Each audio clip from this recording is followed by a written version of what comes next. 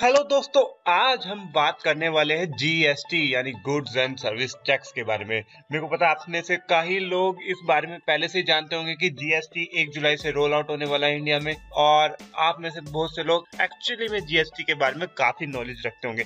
Still मेरे को लगा कुछ लोग अभी भी हैं जिनको अच्छे से जीएसटी के बारे में नहीं पता, इसलिए मैंने एक सीरीज ऑफ वीडियो बनाने की सोची है जिसमें मैं जीएसटी के सारे basics and advance concept clear करूंगा। और इस वीडियो में हम बेसिक ऑफ जीएसटी के बारे में बात करेंगे। ये पार्ट 1 है, तो इसमें सबसे बेसिक चीजें मैं जीएसटी के बारे में बताऊंगा जो आपको जाननी जरूरी है।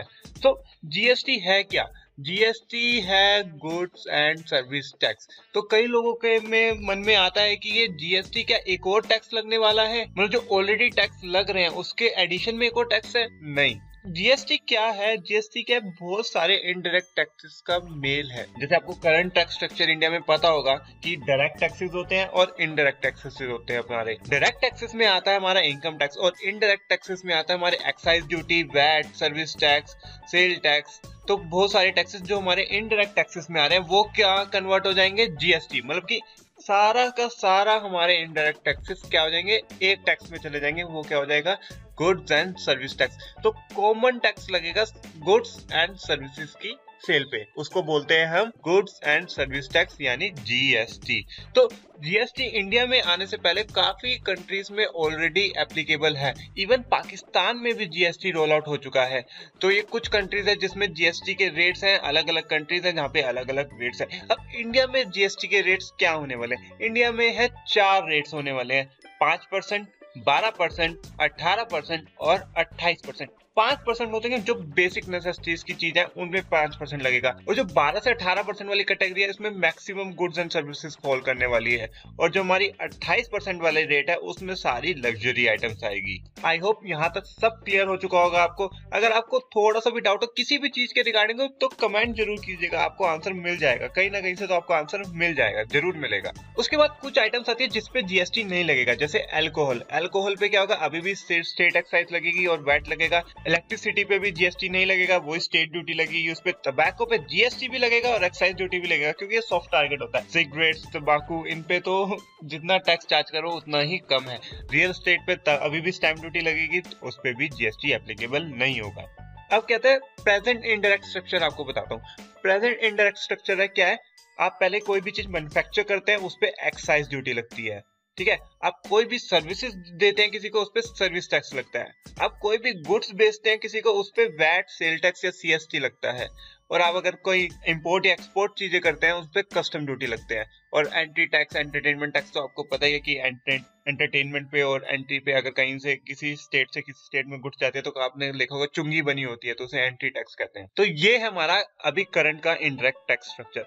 अब इसको पूरे को कौन रिप्लेस करने वाला है? जीएसटी। कस्टम ड्यूटी अभी भी लगी। कस्टम ड्यूटी के बहुत सारे कंपोनेंट्स होते हैं, तो कुछ कंपोनेंट्स की जगह लेगा आपका जीएसटी, बाकी पे कस्टम ड्यूटी अभी भी लगती रहेगी। तो जीएसटी के हैं 3 कंपोनेंट्स।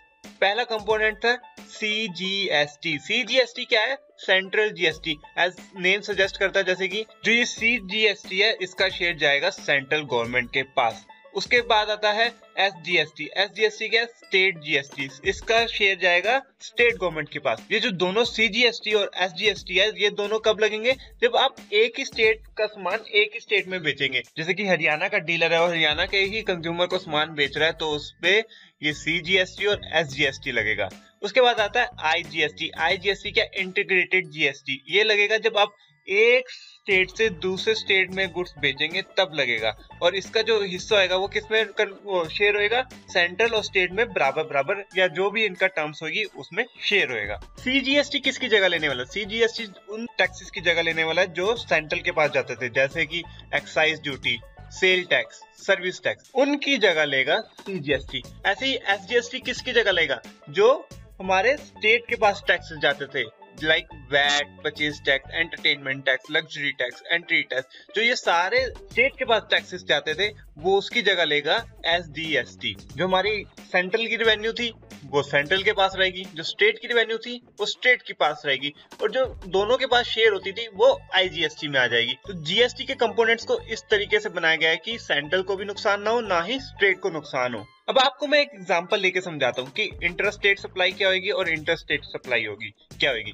अब देखिए कि एक लोकेशन से दूसरे लोकेशन पे अगर हम सामान बेच रहे हैं तो उस पे क्या लगेगा, CGST और SGST। मतलब हरियाणा में है, हरियाणा से ही सामान जा रहा है और हरियाणा में ही बिक रहा है, तो क्या लगेगा, CGST और SGST। इसमें क्या है कि जहाँ पे आपका ऑफिस रजिस्टर्ड है उसका कोई वैल्यू नहीं है।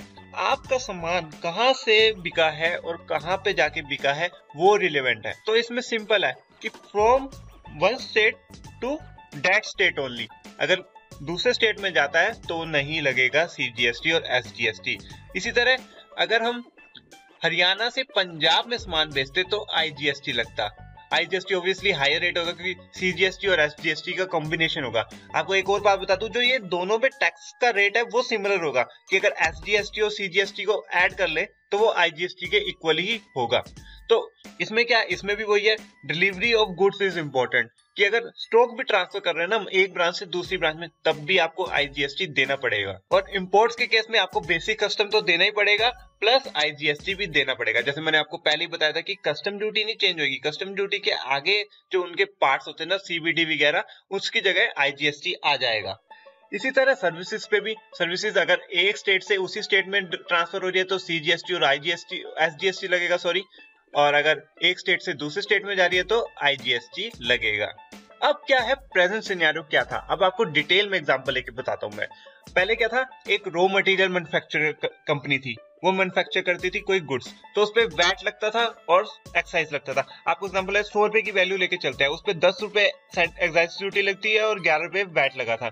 ये मैं हाइपोथेटिकली ले रहा हूँ, ये एग्जैक्ट परसेंटेज नहीं है, तो ये समझाने के लिए हाइपोथेटिकली ले रहा हूँ मैं आपके लिए, ठीक है। तो उसकी इनवॉइस की वैल्यू होगी 121 रुपए की, ठीक है। अब उसने बेचा वो सामान जो हमारा फाइनल रॉ मटेरियल बनाने वाला है, जो हमारा फाइनल फिनिश्ड गुड बनाने वाला है, सॉरी। तो फिनिश्ड गुड बनाने वाले को भी दोबारा एक्साइज ड्यूटी और वैट देना पड़ेगा, प्लस जो पहले इनपुट मैन्युफैक्चरर एक्साइज ड्यूटी और वैट दे चुका है उसका उसको क्रेडिट मिल जाएगा। तो इस तरीके से इस स्टेज पे भी वैट और एक्साइज लगने वाला है। अब वो क्या होगा, जो जिसने मैन्युफैक्चर किया फाइनल प्रोडक्ट, वो उसको डीलर को बेचेगा। अब डीलर के पास जो जाएगा, डीलर को दोबारा से वैट देना पड़ेगा, डीलर को एक्साइज नहीं देना पड़ेगा क्योंकि वो मैन्युफैक्चरिंग पे लगती है। अब डीलर उसको सेल करता है तो उसको जो पुराना टैक्स पे हो चुका है उसका क्रेडिट मिल जाएगा, और जो उसको एक्स्ट्रा जो प्रॉफिट पे उसको देना पड़ेगा वो देगा। तो इस सिनेरियो में सेंट्रल के पास जाता है 11 रुपए और स्टेट गवर्नमेंट के पास जाता है 13 रुपए के करीब टैक्स। अगर GST आता है, GST में क्या होगा, जब रॉ मटेरियल मैन्युफैक्चरर होगा उसे दो कंपोनेंट्स देना पड़ेंगे, SGST और CGST, दोनों को 10-10 रुपए ले लिया है मैंने, और मैं ये इंटर स्टेट ले रहा हूँ। अगर मैं इंटर स्टेट लेता तो उसको IGST देना पड़ता, वो भी 20 रुपए, ठीक है। अब जो फिनिश्ड गुड मैन्युफैक्चरर होगा उसको भी सेम SGST और CGST देना पड़ेगा, प्लस वो जो पुराना पहले दे चुका है CGST और SGST उसका क्रेडिट मिल जाएगा। उसी तरह आगे जब डीलर जाएगा उसको भी CGST और SGST देना पड़ेगा और उसको पुराना उसका क्रेडिट मिल जाएगा। और इस केस में दोनों स्टेट गवर्नमेंट और सेंट्रल गवर्नमेंट के पास, दोनों के पास 12 रुपए 10 पैसे का टैक्स कलेक्ट होगा। तो देख रहे हैं ज्यादा फर्क नहीं पड़ा, स्टेट को थोड़ा नुकसान हो रहा है और सेंट्रल को थोड़ा फायदा हो रहा है। अगर GST की कोई न्यूज फॉलो करता हो, अगर आपको पता होगा जो पहले जो GST का मामला अटक रहा था, तो वो क्या अटक रहा था, स्टेट गवर्नमेंट्स है उन्हें क्या हो रहा था, लॉस, जैसे इस एग्जांपल में हो रहा है। तो वो क्या, अब सेंट्रल गवर्नमेंट ने क्या करा है कि कुछ सालों तक जो स्टेट गवर्नमेंट को लॉस होगा वो क्या होगा, सेंट्रल गवर्नमेंट बियर करेगी। इस शर्त पे स्टेट गवर्नमेंट्स ने GST को हरी झंडी दी है। इसी तरह सर्विसेज पे भी, सर्विसेज देगा इनपुट सर्विस प्रोवाइडर अगर देगा तो उस पे CGST और SGST देना पड़ेगा, फिर आउटपुट सर्विस प्रोवाइडर देगा वो भी CGST और SGST देगा, तो फाइनली वो कंज्यूमर को बेचेगा तो भी CGST और SGST देना पड़ेगा। इस हिसाब से 11-11 रुपए सेंट्रल और स्टेट गवर्नमेंट के हिस्से आएंगे। तो अभी क्या होता था, अभी 10 रुपए का सर्विस टैक्स, वैसे तो 15 रुपए इस एग्जाम्पल में 10 रुपए लिया हुआ है, तो 10 रुपए का सर्विस टैक्स लगता था, उसका क्रेडिट लेता था आउटपुट सर्विस प्रोवाइडर का क्रेडिट लेता था, वो 11 रुपए पड़ता था। आउटपुट सर्विस प्रोवाइडर भी फिर आगे बेचता था तो उसे सर्विस टैक्स देना पड़ता था और पहले का उसका क्रेडिट मिलता था। तो इस हिसाब से सिर्फ 11 रुपए जाता था, वो भी सेंट्रल गवर्नमेंट के पास।